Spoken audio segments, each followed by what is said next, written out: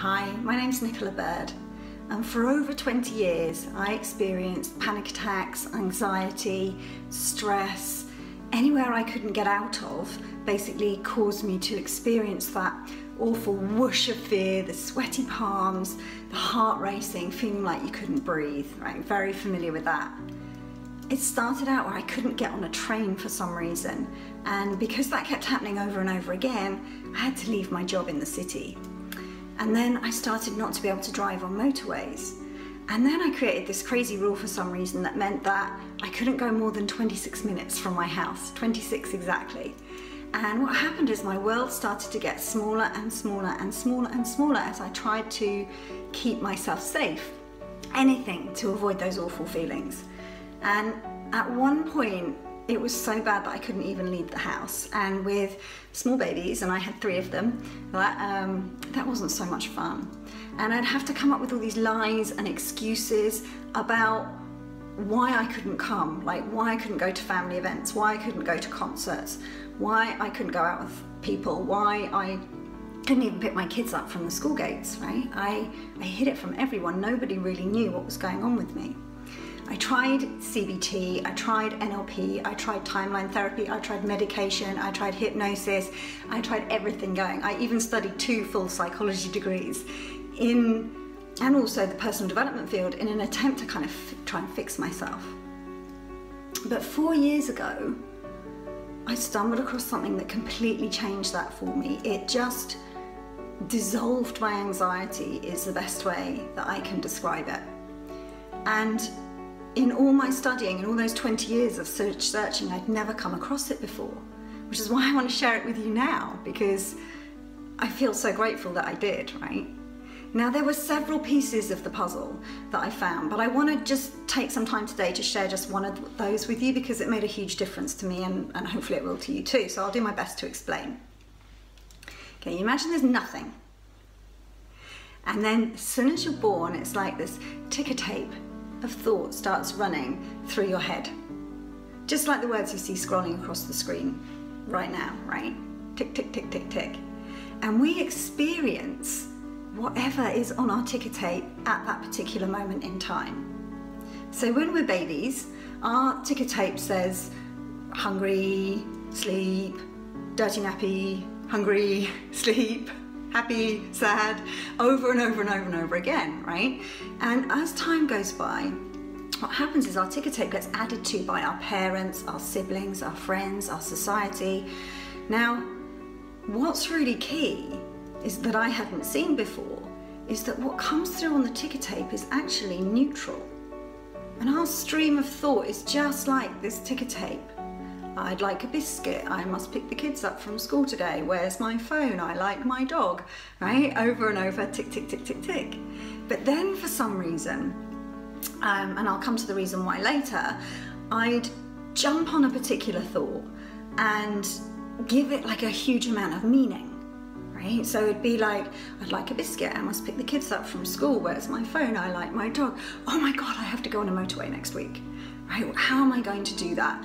Can I avoid it? Can I go down country roads? What if I get a migraine? What if I get a panic attack? Who's going to come and help me? Who's going to call? Why did I say I'd go? Perhaps I can make up excuses not to go and pretend I'm double booked. I can feel my heart racing. Oh my God, I'm going to have another panic attack. What shall I do? What shall I do? Right? And it's like we jump into our thoughts and we create piles and piles and piles and piles of ticker tape. And the system just gets jammed, that's all. That's all anxiety is.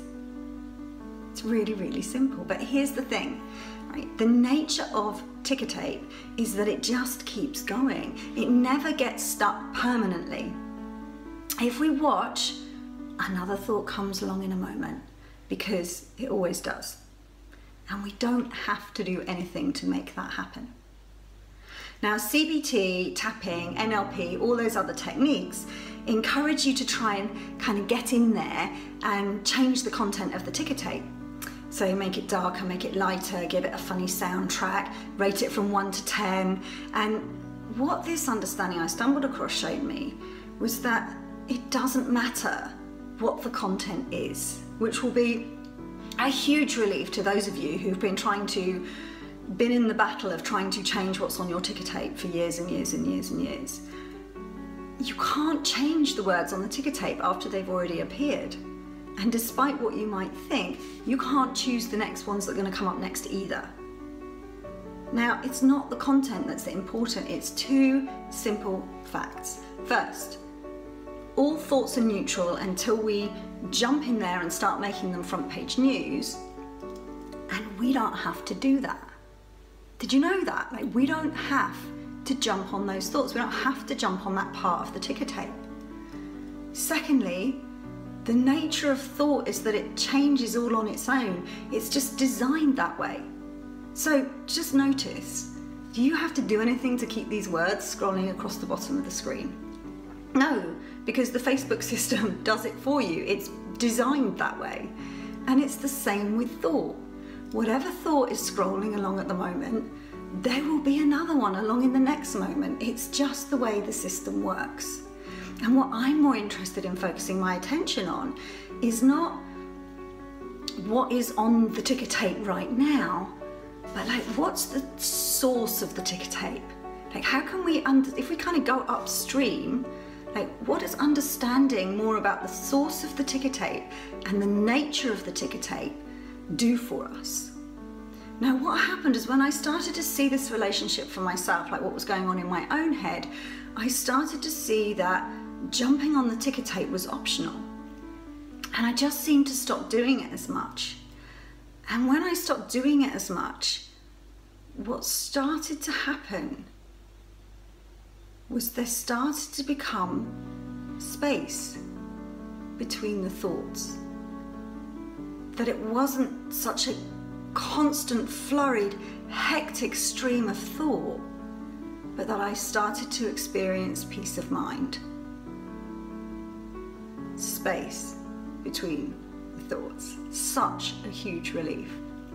And when I knew that there would be another thought along in a moment, I just became less scared of the one that happened to be on the ticker tape in front of me right at that moment. Now, I want to ask you this, right? Have you ever thought about it this way before? Because I certainly hadn't. Right? Imagine if you didn't have to do anything about your anxiety, you just had to understand it a little better.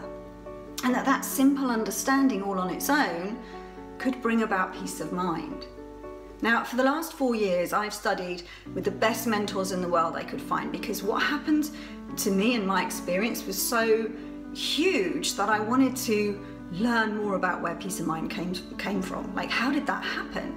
And I got curious and I studied and I learned, and the result of that has been that my world is not this small anymore. My world has opened up. I took my daughter to Disneyland on our own. I drive my kids on motorways, take them to school and matches and things every day, and I live the life of an ordinary person. Like, can you imagine that? Those ordinary people who walk around seemingly without a care in the world. Like, I became one of them because my relationship to anxiety changed completely. And that was so huge for me.